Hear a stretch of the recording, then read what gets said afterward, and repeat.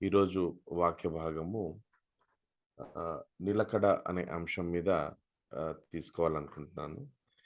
ఆహ్, నిలకడ ఇది మొదటి కొరింథీ 16వ అధ్యాయం 13వ వచనంలో మనం చూస్తాం. మొదటి కొరింథీ 16వ అధ్యాయం 13వ వచనంలో 13, 14 వచనాలు ఈ యొక్క 2 వచనాలు ఆహ్, అంటే అప్పుడప్పుడే విశ్వాసంలోకొచ్చిన ఆహ్, ఆహ్, కొరింథీ సంఘంలో ఉన్న వారికి, లేదా మన భాషలో చెప్పాలంటే ఇంకా immatured believers, not a fully matured believers గాదు. పరిపక్వతము విశ్వాసంలోని పరిపక్వతం లేని వారి కొరకు ఈ యొక్క 2 వచనాలు అపోస్తలుడైన పౌలు రాసినట్లుగా మనకు చరిత్రకారులు చెప్తా ఉంటారు. దాంట్లో ఈ యొక్క 2 వచనాలలో 5 ప్రాముఖ్యమైన అంశాలను మాట్లాడుతాడు. అందులోని ఒక అంశము నిలకడగా ఉండడం, స్టాండ్ ఫర్మ్‌నెస్ అనేది. ఆ యొక్క నిలకడగా ఉండడం అనేది మనం ఈరోజు చూద్దాం. మొదటి కొరింథీ 16వ అధ్యాయం 13, 14 వచనాలు చూద్దాం. మెలకువగా నుండుడి, విశ్వాసమునందు నిలకడగా నుండుడి, పౌరుషము గలవారై యుండుడి, బలవంతులై ఉండుడి. మీరు చేయు కార్యములన్నీయు ప్రేమతో చేయుడి. అయితే ఈ యొక్క అంశాన్ని అంటే ఈ స్టాండ్ ఫర్మ్‌నెస్ అనేది ఆఫ్‌కోర్స్ ఇది గ్రీక్ లాంగ్వేజ్‌లో రాయబడ్డది. కాకపోతే దీని రూట్ వర్డ్ హీబ్రూలో గూడా మనం జూసినట్లయితే హీబ్రూలో యత్సయవ్ అని అంటారు. యత్సెయవ్ అనే మాటను యూజ్ చేస్తాడు. అయితే ఈ స్టాండ్ ఫర్మ్‌నెస్ నిలకడగా ఉండడము అనేది ఇంగ్లీష్ డిక్షనరీలో మనం మీనింగ్ జూస్తే to refuse to change his mind about something అనంటే ఒక విషయాన్ని బట్టి ఏదైనా నిర్ణయం తీసుకున్న తర్వాత ఇతర మనుషులొచ్చి ప్రభావితం జేషినా, పరిస్థితులు ప్రభావితం జేషినా తన మైండ్‌ని చేంజ్ జేసుకోకుండా నిలకడగా అదే విధంగా ఉండునట్లుగా ఆహ్, ఉండునట్లుగా మరి ఆహ్, ఈ యొక్క వచనం యొక్క సారాంశం. అంటే ఈ యొక్క వర్డ్ యొక్క సారాంశం. అయితే ఈ యొక్క నిలకడగా ఉండడము ఏ విధంగా ఉండాలి అనంటే, నిలకడగా ఉండాల్సినప్పుడు కొన్ని ఎలిమెంట్స్ మనకు అవసరం ఉంటాయి. అది దైవికమైన జీవితంలో గాని, నార్మల్ సెక్యులర్ లైఫ్‌లో గాని, నిలకడగా ఉండాలన్నప్పుడు ధైర్యం బాగా ఉండాల్సొస్తుంది. రెండవది మనం ఏదైతే విశ్వసిస్తున్నామో ఆ నమ్మకం చాలా ఎక్కువగా ఆ నమ్మకం కావాల్సొస్తది. ఆ నమ్మకము, ధైర్యమే గాకుండా ఏదైతే మనం విశ్వసిస్తున్నామో దాని కోసము సహనము అనంటే పేషెన్స్ గూడా ఉండాల. వెయిట్ జేసే పేషెన్స్ గూడా ఉండాల. ఆ యొక్క సహనము ఈ 3 కలయిక ఉన్నప్పుడు నిలకడగా ఉండడానికి చానా ఆహ్, ఆహ్, ఈజీగా ఉంటది. అదే విషయాన్ని కొరింథీయులకు రాసిన పత్రికలోనే 15వ అధ్యాయం 58వ వచనంలో ఒక మాట, ఒక చిన్న వర్డ్ ఏమని యూజ్ చేస్తాడనంటే, కదలని వారుగా మీరుండాలి అని అంటాడు. Let nothing move you. ఇంగ్లీష్‌లో చూస్తే లెట్ నథింగ్ మూవ్ యూ. అంటే దాని అర్థం నిలకడగా ఉండడం అంటే చాలా స్టాండ్ ఫర్మ్‌నెస్‌గా చాలా స్ట్రాంగ్‌గా ఉండే విధంగా మనం ఉండాలి అనేసి. అయితే ఇది ఏ విధంగా ఉండాలి? మనకు డే టు డే యాక్టివిటీస్‌లలో మరి మనకేమైనా ఎగ్జాంపుల్స్ మాత్రమే నేను తీసుకోదలుచుకున్నాను. ఓన్లీ మోసెస్ స్టోరీలో నుంచి ఒక 3 పారామీటర్స్, 3 ఇన్‌సైట్స్ మనం చూద్దాము. ఆ 3 ఇన్‌సైట్స్‌లలో ఫస్ట్ ఇన్‌సైట్ వచ్చేసి హీబ్రూయులకు రాసిన పత్రిక 11వ అధ్యాయం 24వ వచనంలో ది మోషే ఏ విధంగా అయితే ఆ యొక్క నిలకడగా నిర్ణయం తీసుకొని దాని కోసం నిలబడ్డాడు అనేది అక్కడ హీబ్రూ పత్రిక రాసిన రచయిత రాస్తా ఉన్నాడు. ఏమని రాస్తా ఉన్నాడంటే, మోషే పెద్దవాడైనప్పుడు విశ్వాసమును బట్టి ఐగుప్తు ధనము కంటే క్రీస్తు విషయమైన గొప్ప భాగ్యమని ఎంచుకొని అంటే ఇక్కడ ఇక్కడ న్యూ టెస్టమెంట్‌లో రాస్తా ఉన్నాడేంటంటే, మోషే ఎప్పుడైతే ఐగుప్తు ఐగుప్తులో ఫరో యొక్క చెల్లెలు కొడుకులాగా ఆయన పెరుగుతాడు గదా! రాజకుమారునిలాగా ఆయన పెరుగుతాడు. ఆయన సకల విద్యలు నేర్చుకుంటాడు. రాజకుమారునిగా ఐశ్వర్యము అనుభవిస్తాడు. దాని తర్వాత చాలా అంటే ఒక రాయల్ లైఫ్‌ని లీడ్ జేసిన ఆయన, ఒక పాయింట్‌లో ఆయనకు అర్థమైతది ఏందనంటే, నేను వీరికి సంబంధించిన వారిని నేను కాను అని అన్నప్పుడు, ఆయన ఏం జేస్తాడు అనంటే, ఐగుప్తు ధనము కంటే అంటే ఆ ఐశ్వర్యము, ఆ అధికారము, ఆహ్, ఆ పవర్‌ఫుల్‌నెస్ ఆఫ్ ఈజిప్ట్ కింగ్డమ్‌ని ఆయన కాదనుకొని క్రీస్తుని క్రీస్తు విషయమై గొప్ప భాగ్యమని ఎంచుకొని అనంటే యేసుక్రీస్తు సైడ్ అంటే దేవుని సైడ్ ఆయన మ్రొగ్గినట్లుగా మనం జూస్తా ఉన్నాం. అయితే ఇక్కడ జూస్తే మోషే ఒక ఐడెంటిటీ కోసం నేనెవరిని అని ఆయన ప్రశ్నించుకున్నప్పుడు, ఆయనకు ఆ ఐడెంటిటీ ఏంటిదంటే, "నువ్వు ఐగుప్తీయుని గావు. నువ్వు హీబ్రూయుడవి. నువ్వు ఇశ్రాయేలీయుడవి." సో, ఆ విషయం ఎప్పుడైతే దెలిసిందో, ఆ ఐశ్వర్యము, ఆ ధనము ఇదంతా గూడా నాకవసరం లేదని అనుకుంటాడాయన. అనుకోని ఆయన ఇది చాలా కష్టం కదా! ఒక రాజ్యానికి ఆయన రాజకుమారునిగా ఆయన ఉండడం. దాని తర్వాత ఆయన ఒక నిర్ణయం తీసుకోవడం అంటే ఆ రాజకుమారుని ఆ ధనము ఇవన్నీ నాకవసరం లేదు అని జెప్పి ఆ నిర్ణయం తీసుకొని ఆయన ఆయన ఒక ఐడెంటిటీ కోసం నేను హీబ్రూ వాడిని అనే ఒక గుర్తింపు కోసం ఆయన అవన్నీ వదులుకోవడం జరిగింది. అయితే ఇది మన జీవితాలలో ఎట్లా పనిచేస్తుందనంటే, మనం అనేకమైన అంశాలలో మనము మన కుటుంబాన్ని నడిపిస్తా ఉంటాం. అటువంటప్పుడు మనకు, మన కుటుంబానికి మన ద్వారా ఏమి గుర్తింపు వస్తా ఉన్నది అనేది మనం ప్రశ్నించుకోవాల. మనం ఏ గుర్తింపు మన కుటుంబానికి రావడానికి, లేకపోతే నా జీవితం గురించి నేను ఏ గుర్తింపు కోసం నేను ప్రాకులాడుతా ఉన్నాను, అనే విషయాన్ని మనం తెలుసుకోవాల. అంటే నేనెందుకు చెప్తా ఉన్నానంటే, ఈ రోజులలో ఈ యొక్క గుర్తింపు ఏ విధంగా అయిపోయిందనంటే, అది విశ్వాసులకు గాని, అవిశ్వాసులకు గాని గుర్తింపు ఏ విధంగా అయిందంటే, నీ బ్యాంక్ బ్యాలెన్స్ ఎంత ఉంది అన్న దాన్ని బట్టి కొంతమంది గుర్తించడం స్టార్ట్ చేస్తా ఉన్నారు. నీ స్టేటస్ ఏంది? అంటే 10 మందిలో నువ్వు పోంగానే నీ స్టేటస్ ఏంది? ఏ విధంగా ఉంది నీ స్టేటస్? అన్న విషయాలను జూసి గుర్తించడం జూస్తా ఉన్నారు. కొన్ని విషయాలలో ఈయనకున్న అధికారం ఏంది? అనేసి.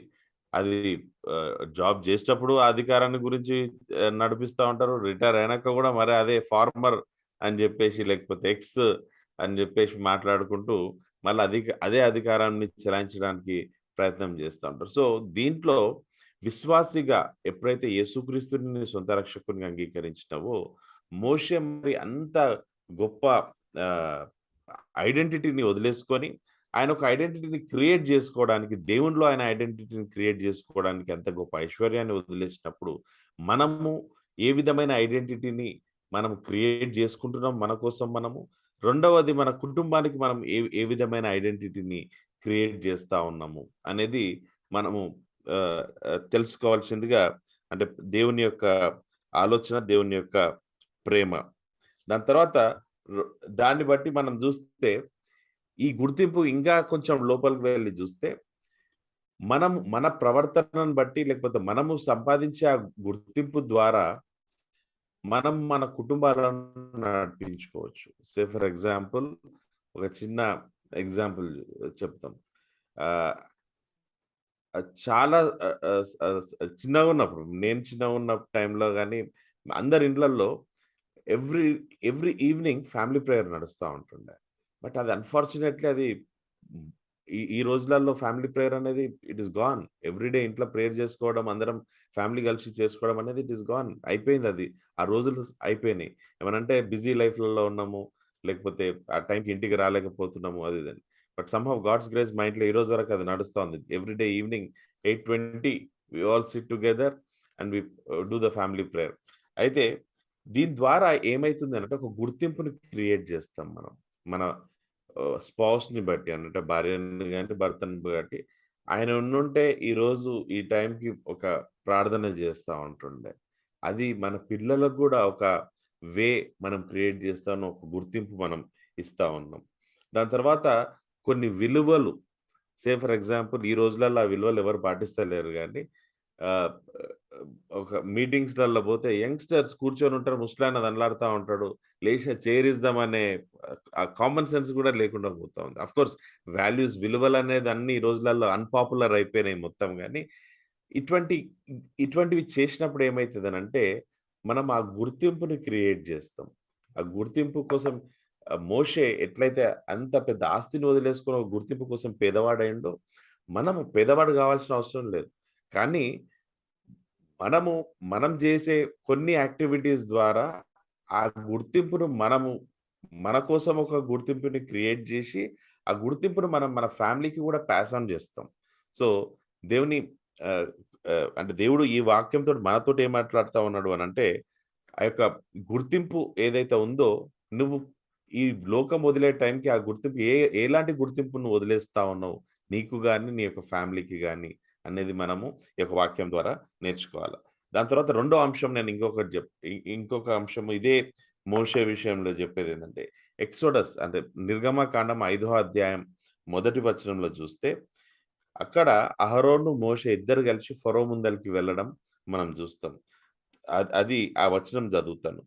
తరువాత మోషే అహరోనులు వచ్చి ఫరోని చూచి ఇశ్రాయేలీయులు దేవుడైన యెహోవా అరణ్యంలో నాకు ఉత్సాహము చేయుటకు నా జనమును పోనిమ్మని ఆజ్ఞాపించుచున్నాడనిరి. ఇది ఆహ్, నార్మల్‌గా వచనం చదివినప్పుడు మనకు చాలా సింపుల్‌గా అనిపిస్తది. అరే! ఫరో దగ్గరికెళ్ళిపోయిండు మోషే అని జెప్పి. కానీ if you look at the background of ఏమైతుంది అని జూసినప్పుడు ఆ ఫరో ఈస్ నాట్ ఎ సింపుల్ గై. ఈరోజు అమెరికన్ ప్రెసిడెంట్ ట్రంప్ ఎంత ఉన్నాడో, ఆ రోజులలో మోనోపలి. ఈ రోజన్నా డెమోక్రసీ ఉంది. ఒక అర్జీ పెట్టుకుంటే ఒక అపాయింట్‌మెంట్ దొరుకుతదేమో గానీ, ఆ రోజులలో మోనోపలి. మోనోపలిలో ఆ ఫరో ఈస్ ద వరల్డ్స్ అంటే అంటే ఎంపరర్. భయంకరమైన ఎంపరర్ అన్నమాట ఫరో. దాన్ని మించిన దేశం లేదు. ఈజిప్ట్‌ని మించిన దేశం లేదు ఆ రోజులలో. అటువంటి దగ్గర ఈ మోషే ఒకాయన ఎవరు ఈ మోషే అని జూస్తే is a murder convict. Murder జేసిపోయినాయన. పారిపోయినాయన ఆ దేశం నుంచి. మళ్ళా తిరిగి వచ్చిండు. దాని తర్వాత ఈ మోషేని గుర్తుపట్టడా ఫరో అనంటే వాళ్ళిద్దరు కలిసే పెరిగింటారు గదా! ఆ ప్యాలెస్‌లో చిన్న పిల్లలు ఉన్నప్పుడు ఆ ఫరోతో పాటే మోషే గూడా పెరిగింటాడు కాబట్టి కలిసే పెరిగింటాడు. ఈజీగా గుర్తుపడతాడు ఫరో. ఫరో అండ్ మోషే ఈజీగా గుర్తుపట్టుకుంటారు ఒకరొకరు. అదొకటి. రెండవది జూస్తే అహరోన్ పోతా ఉన్నాడు. అహరోను ఏ ఏ ఏం మనిషి అహరోను అనంటే మోషే రాకుండా ఉన్నంత వరకు వీళ్ళందరూ దే వర్ స్లేవ్స్. అప్పటికి గూడా స్లేవ్సే. కాకపోతే మోషేతోటి తిరగడంతోటి ఆయన కొంచెం హైలైట్ అయిండు గానీ దానికంటే ముందు he was a brick making person. ఇటుక పిల్లలు తయారు జేయడానికి గడ్డిని తీసుకొని రావాలా, బురదలో దొక్కాలా, ఇటుక పిల్లలు తయారు జేయాలా. ఇదే వాళ్ళ పనుండే బానిస బతుకులలో ఉండేవాళ్ళు. మోషే వస్తాడని గూడా వాళ్ళకి ఎవరికీ ఎక్స్‌పెక్టేషన్ గూడా లేదు. They were just praying to God. దేవా మమ్మల్ని కరుణించవా అని జెప్పేసి ప్రార్థన జేస్తా ఉన్నారు. ఇటువంటి 2 క్యారెక్టర్స్ ఎవరి దగ్గర పోతా ఉన్నాయంటే, ప్రపంచాన్ని శాసించే ఒక రారాజు దగ్గర ఆయన ముందలకి వెళ్లి మాట్లాడుతా ఉన్నది ఏమంటా ఉన్నారు అనంటే, మాకు మా ఇశ్రాయేలీయుల దేవుడైన యెహోవా అరణ్యములో నాకు ఉత్సాహము చేయుటకు నా జనమును పోనిమ్మని ఆజ్ఞాపించుచున్నాడనిరి. అంటే యూ మస్ట్ లీవ్ అస్. మేము అరణ్యంలో బోయి మా దేవుడిని పూజించుకుంటాము. నువ్వు వదిలేయాల మమ్మల్ని అని జెప్పేసి ఆయన నన్ను ఒక రకంగా ఆర్డర్ పాస్ జేస్తా ఉన్నారు. ఒక బానిస, ఇంకొకాయన మర్డర్ కన్విక్ట్. వీళ్ళిద్దరు కలిసిపోయి ఆర్డర్ క చేస్తా ఉన్నారు. ఎంత గట్స్ గావాల గదా! ఈరోజు మనం జూస్తా ఉన్నాం. మన సర్కిల్‌లోనే ఒక ఎమ్మెల్యే ఉన్నాడంటే ఒక ఫోనొచ్చింది అనంటే మనం ఆ ఫోన్‌లోనే మనకు అర్థమైపోతది అవతలున్న పర్సన్ ఎవరు. Sir, sir, sir, sir. Sir, sir, sir, sir, sir, sir. ఇట్లా మాట్లాడుతా ఉంటాం. అప్పుడు ఇమ్మీడియేట్‌గా అర్థమైతది అవతలున్న పర్సన్ చాలా పవర్‌ఫుల్ పర్సన్ ఎవరో కాల్ జేశిండు అని జెప్పి. మనము కరెక్ట్‌గా మాట్లాడుకోలేము. ఎమ్మెల్యేని ధైర్యం జేసి మనం మాట్లాడలేని పరిస్థితి మనమున్నాం. అటువంటిది ఇక్కడ వీళ్ళిద్దరు ఎవరు ఏం జేస్తా ఉన్నారు అనంటే, ఒక రారాజును, ప్రపంచాన్ని శాసించే ఒక రారాజును వాళ్ళిద్దరు బోయేసి ఇశ్రాయేలీయుల దేవుడు మమ్మల్ని పొమ్మంటా ఉన్నాడు. అరణ్యంలోకి బోయి మేమాయనను ఆరాధిస్తాం, పూజిస్తాం, ఉత్సాహం జేస్తాము. మమ్మల్ని పొమ్ పొమ్మని నా జనమును పొమ్మని ఆజ్ఞాపించుచున్నాడనిరి అనంటే దేవుడు జెప్తా ఉన్నాడు మమ్మల్ని ఆజ్ఞాపించిండు. నీకు గూడా జెప్తా ఉన్నాడు అని అంటున్నాడు. అంటే నీ పర్మిషన్ గూడా లేదు. It's just an information. నీకు ఒక పోస్ట్‌మ్యాన్ లాగా నీకొక ఇన్ఫర్మేషన్ ఇస్తా ఉన్నాం. నీకు పర్మిషన్ గూడా లేదన్నంతగా మాట్లాడుతా ఉన్నారు. దీంట్లో జూస్తే ఫరో ఎవరు అని జూస్తే he is a symbol of oppression. అణిచివేయడంలో నిష్ట కలిగిన రాజ్యం అది. వరల్డ్ సూపర్ పవర్ అది. ప్రపంచంలోనే అత్యధికమైన భయంకరమైన దేశం ఆ రోజులలో ఎవరు అనంటే ఈజిప్ట్. అటువంటి భయంకరమైన ఫరోను ఎదిరించేసి అక్కడ నిలకడగా నిలబడి ఉన్నారు. నిలకడగా. అంటే ఎలాంటి జంకు లేదు. ఎలాంటి భయం లేదు. ఏం లేదు. ఇద్దరు కలిసి వెళ్ళేసి కండ్లలో కండ్లు పెట్టేసి నిలబడి చూస్తా ఉన్నారు. అటువంటిది ఈరోజు మనం అది మనము ఏమేం నేర్చుకోవచ్చు, లేకపోతే మనకు ఈరోజు అటువంటి ప్రాబ్లమ్స్ ఏమున్నాయి అనంటే, చాలా సందర్భాలలో వరల్డ్ సిస్టమ్స్ ఏవైతే ఉన్నాయో, అంటే గవర్నమెంట్ సిస్టమ్ గాని, లేకపోతే కమ్యూనిటీ సిస్టమ్ గాని, ఇటువంటి సిస్టమ్స్ ఆ ఫరోలాగా తయారైతున్నాయి మనకు. అటువంటి సిస్టమ్స్‌ని మనం ఎదిరియగలుగుతాం అన్నమాట. కొన్ని సందర్భాలలో పియర్ ప్రెషర్ ఎక్కువుంటది. పియర్ ప్రెషర్ అన్నప్పుడు పక్కలున్న colleagues, for example certain departments ఉన్నాయి. అది చెప్పొద్దు గానీ కరప్షన్ డిపార్ట్మెంట్స్ ఉన్నాయి మన దగ్గర కొన్ని డిపార్ట్మెంట్. ఎక్సైజ్ డిపార్ట్మెంట్ తీసుకోండి, రెవెన్యూ తీసుకోండి, పోలీస్ తీసుకోండి, లేకపోతే పొలిటికల్ సిస్టమ్ తీసుకోండి. కరప్టెడ్ డిపార్ట్మెంట్స్ ఉన్నాయి. ఈ డిపార్ట్మెంట్స్ అన్నీ గూడా మనల్ని గూడా ఏన్నో ఒక దగ్గర ఎంత ఇన్‌ఫ్లూయెన్స్ చేస్తాయి అనంటే, మనం గూడా ఆ సిస్టమ్‌లో ఫ్లో అయిపోతా ఉంటాం. అటువంటి భయంకరమైన సిస్టమ్స్ ఉన్నాయి. అడిక్షన్స్ ఉన్నాయి కొన్ని. ప్రభావితమైపోయి అలవాటు పడిపోతా ఉన్నాం. ఆల్కహాల్ అడిక్షన్ ఉంది. డ్రగ్స్ అడిక్షన్ ఉంది. దాని తర్వాత ఆహ్, ఇల్లీగల్ అఫైర్స్ అనేది అడిక్షన్ ఉంది. ఈ మధ్య కాలంలో social media has become an addiction. అది లేకపోతే కష్టమైపోతా ఉంది జనాలకు చాలా. దాని తర్వాత gaming is an addiction. So, ఇటువంటి అడిక్షన్స్ ఒకటి ఉన్నాయి. దాని తర్వాత ఫైనాన్షియల్ బర్డెన్స్. ఇటువంటి భయంకరమైన ఎట్లయితే ఒక భయంకరమైన మనిషిగా వీళ్ళు జూస్తా ఉన్నారో, ఇటువంటి సిస్టమ్స్ ఈ రోజులలో మన జనరేషన్‌లో ఇటువంటి సిస్టమ్స్ మన ముందల ఆ ఫరోలాగా నిలబడతా ఉన్నాయి. అటువంటి ఫరో ముందల నిలబడి దాన్ని మనము ఎదిరియగలుగుతా ఉన్నామా? నిలకడగా నిలబడేసి దాన్ని జేయగలుగుతున్నామా అనేది మనం జూడాల. ఎప్పు ఎన్ ఒక ఫర్ ఎగ్జాంపుల్ ఒక బ్యాడ్ ఫ్రెండ్‌షిప్ ఉంది మనకు. ఒక మంచి చెడు స్నేహం ఉంది. కాకపోతే ఆ స్నేహాన్ని వదిలేయలేకపోతా ఉన్నాం. వాళ్ళతోటి అంటే ఖచ్చితంగా వెళ్తా ఉన్నాం. వదిలేయలేకపోతున్నాం. అటువంటి దాన్ని దగ్గర మోషే ఎట్లయితే ఫరోని ఎదిరించి నిలకడగా నిలబడ్డట్టు మనం గూడా షల్ వి సే బ్యాడ్ ఫ్రెండ్‌షిప్‌ని మనం కట్ జేసి పడేద్దాము. ఈ యొక్క ఇల్లీగల్ అఫైర్స్ తోటి నేను కట్ జేసి పడేస్తా. బ్యాడ్ ఫ్రెండ్స్ తోటి నేను నా రిలేషన్‌షిప్ కట్ జేస్తా అనేసి ఒక స్టాండ్ ఫర్మ్‌నెస్‌గా మనం ఒక నిర్ణయం తీసుకోగలుగుతా ఉన్నామా? ఇంకొకటి చూస్తే ఏందనంటే అన్‌గాడ్‌లీ ఎంటర్‌టైన్‌మెంట్ ఉంది. అన్‌గాడ్‌లీ ఎంటర్‌టైన్‌మెంట్ అంటే లోక సంబంధమైన ఎంటర్‌టైన్‌మెంట్స్ చాలా విషయాలలో మనము వెళ్ళిపోతా ఉంటాం. ఏముందిలే సోషల్‌గా ఈ మధ్య అన్నీ నడుస్తా ఉన్నాయి. ఏం గాదులే అని చెప్తా ఉంటారు. సో, అటువంటి దగ్గర ఫ్లో అయితా ఉన్నప్పుడు స్టాండ్ ఫర్మ్‌నెస్‌గా లేకపోతే నిలకడగా మనము నిర్ణయం ఏమన్నా తీసుకోగలుగుతా ఉన్నామా? అది మనల్ని మనం పరిశీలించుకోవాలా. దాని తర్వాత మూడో విషయం మనం జూస్తే ఆహ్, అదే నిర్గమకాండంలో 14 అధ్యాయం 13 వచనంలో చూస్తాం. అందుకు మోషే భయపడకుడి, యెహోవా మీకు నేడు కలుగజేయు రక్షణను మీరు ఊరక నిలుచుండి చూడుడి. మీరు నేడు చూచిన ఐగుప్తీయులను ఇక మీదట మరి ఎన్నడును చూడరు. ఇది మోషే ఏ సందర్భంలో మాట్లాడుతా ఉన్నాడు అనంటే, ఆయనకు దారి తెలవదా అనంటే నార్మల్‌గా అంటే ఫర్ ఎగ్జాంపుల్ ఎర్ర సముద్రం పాయలుగా అయింది. దానికంటే ముందు ఆ గోషెన్ ప్రాంతం నుంచి వస్తున్నప్పుడు, ఆ గోషెన్ ప్రాంతం నుంచి నార్మల్ డ్రై ల్యాండ్స్ ఉన్నాయి. సినాయి పెనిన్సులా దగ్గరికి పోవడానికి, లేకపోతే అక్కడి నుంచి కానాను దేశానికి పోవడానికి డ్రై ల్యాండ్ ఉంది. బట్ నాకు తెలిసి మోషే వచ్చేటప్పుడు అదే డ్రై ల్యాండ్ నుంచే వచ్చుంటాడు ఈజిప్ట్‌లోకి. కానీ పోయేటప్పుడు మాత్రము దేవుడేం చెప్పిండు మోషేకంటే నువ్వు అక్కడి నుంచి పోవద్దు. నేను చెప్పిన రూట్‌లో పో అని చెప్పేసి తీసుకొని పోతాడు. మోషే మనసులో ఆ కంగారు ఉండొచ్చు. ఎందుకనంటే ఒక్కడు కాదు ఇప్పుడు పోయేది. దాదాపుగా అదే ఎక్సోడస్‌లో మనం చదివితే కాలి బలం ఉన్నవారే 6,23,000 చిల్లర ఆహ్, ఆహ్, మగవారున్నారు అనేసి రాసుంది. దానికి తోడుగా భార్య, ఇద్దరు పిల్లలు, తల్లిదండ్రులు. ఇంతే యేసుకుందాం. ఆ రోజులలో జనాభా ఇంకా ఎక్కువ ఉండే. కానీ ఇంతే యేసుకున్నా కూడా దాదాపు 25,00,000 మందిని తీసుకొనొస్తా ఉన్నాడాయన. ఆయన దేవుని దిక్కు జూసి మళ్ళా క్వెషన్ ఎయలేదు దేవుడిని. ఏమన్నానంటే, ఐలాండ్ ఇటు సైడ్ ఉంది గదా! అక్కడ సైడ్ పోతే సముద్రం ఉంటది గదా! అనేది అనలేదాయన. ఆయన తీసుకొని పోతా ఉన్నాడు. దేవుడు ఎట్లా మార్గం చూపిస్తే అట్లా తీసుకొని చూసేసరికి ముందల సముద్రం ఉంది. అరే! ఎట్లా పోవాలి సముద్రం దగ్గర నుంచి అనంగానే ఇశ్రాయేలుల జనం మొత్తం వెనకాలున్న జనం మొత్తం సనుగుడు స్టార్ట్ జేసిండ్రు. అరే! ముందల సముద్రం ఉంది. ఏంది ఈ మోషన్ నమ్మేంది మనం ఇక్కడొచ్చినాం. అరే! ఎట్లా పోతాం ఇక్కడ నుంచి అని అనుకుంటున్న సమయంలోనే ఫరో హృదయం కఠినపరచబడుతది. తన సైన్యాన్ని తీసుకొని తిరిగి వస్తా ఉంటాడు. ఆ సైన్యం తీసుకొని వస్తున్నప్పుడు, ఆ సైన్యం ఫరో సైన్యం వస్తుంటే వెనకాల వాళ్ళు, ముందల సముద్రం. ఆలోచించి చూడండి ఒకసారి. అప్పటి వరకు మోషేకి గూడా తెలవదు సముద్రం పాయలైపోతదని. ఆ మూమెంట్ వరకు గూడా ఆయనకు తెలవదు. సో, అటువంటి టైంలో మరి ఆ మోషే ఈ మాట మాట్లాడుతున్నాడు. ఎన్ని గట్స్ గావాలా ఆ మాట మాట్లాడడానికి? ఎంత ధైర్యం గావాలా? ఏమంటా ఉన్నాడంటే, భయపడకుడి.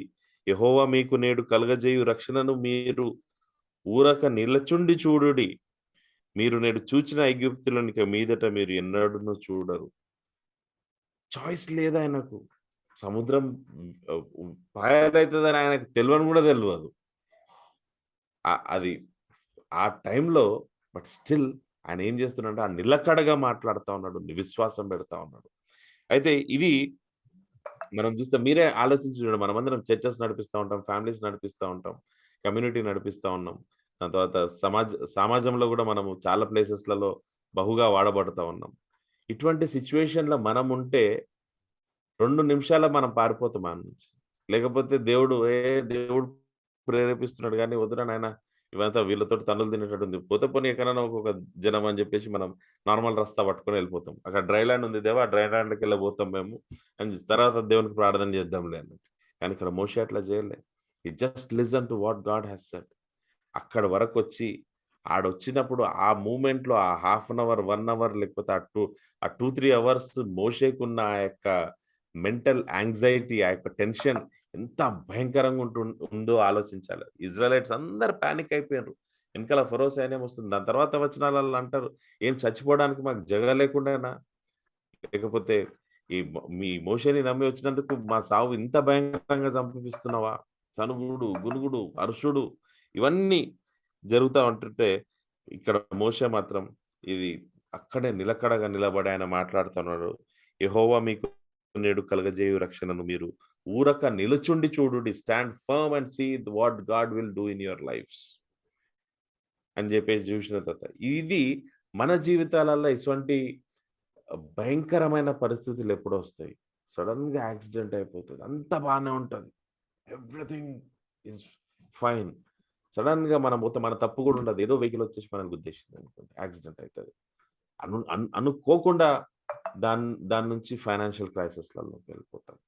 దాని తర్వాత అనుకోని కొన్నిసార్లు రోగాలు బయటపడతాయి. ఆ అనుకోని రోగాలు ఎప్పుడైతే బయటపడతాయో దాన్ని ట్రీట్‌మెంట్‌కి, దానికి, దీనికి డబ్బు వరద పోయినట్టే పోతా ఉంటది. దాని తర్వాత కొన్ని సందర్భాలలో అంతా మంచిగానే ఉంటది. సడెన్‌గా అన్‌సర్టెనిటీ వచ్చేస్తది. దాని తర్వాత కొన్ని సందర్భాలలో ఫ్యూచర్ ఏమైపోతా ఉంది, అజమ్య గోచారం. ఏం జేయాలి ఫ్యూచర్ గురించి ఎక్కడ తోయదు. అటువంటి సిట్యుయేషన్స్ మనకొచ్చినప్పుడు మోషే జేసినట్లుగానే మనం గూడా జేయాలి.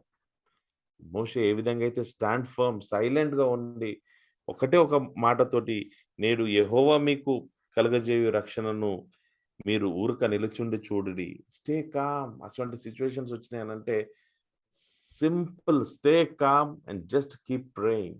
దేవా! నువ్వు నా జీవితంలో కార్యం చెయ్యి. దేవా! నా జీవితంలో కార్యం చెయ్యి.